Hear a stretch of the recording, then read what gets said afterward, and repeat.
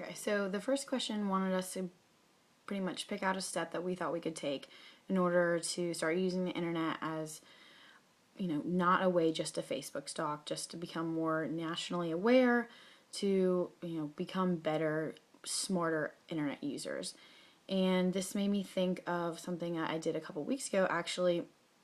after kind of talking about it in class, like how much Facebook stalking people actually do. And I went through my Twitter feed and my Twitter friends and saw and looked at who I was following and how important they were and like the information that I was getting from them and what kind of sources they were. And it turns out I followed about like 300 people that most of them I didn't know, most of them I didn't care what they were doing about instantaneously every single day. So I went through, actually deleted every single one of the people that I followed, and then I went through and I looked at I searched on the internet to see like the best news sources on Twitter, and now all I follow is 20 news sources and a couple of writers and journalists, and I use Twitter solely as a news source. And it's one of the best things I think I've ever done. Like every morning I can wake up, check my Twitter feed, get the big headlines, and I think now I'm a lot more aware of what's going on in my community, what's going on in in our country. And I follow BBC, great source for international news. And I think this is something I would recommend to everyone because of what it can do. It's like quick, fast, and it definitely shows, I think, the future of some social media. And I'm a big advocate for using different accounts for different purposes. And I think that if this were to be sort of the future of social media and what people used Twitter for and Facebook, limiting it some like to keeping up with people, and then using Twitter for news, and using things like Pinterest for like entertainment and Instagram. I think that would increase the chances of some social media lasting longer and there being more platforms. One of the next questions was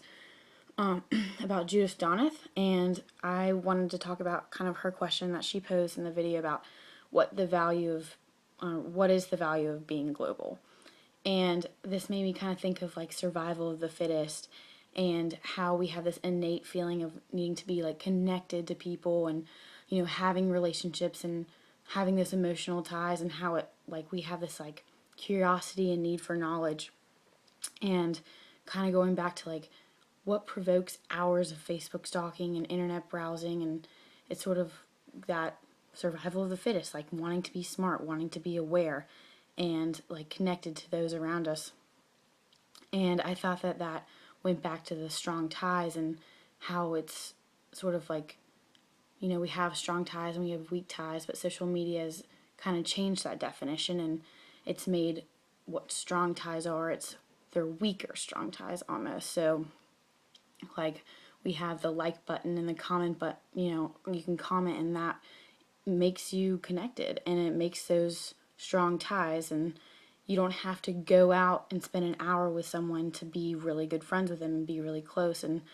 I think we've seen that a lot in discussing like internet relationships, is they've never seen each other, but they're people are getting married just from meeting online. And I think that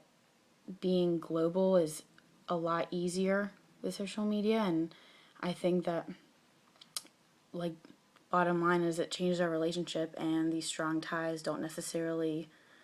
it's interesting to think about like what actually makes a strong tie.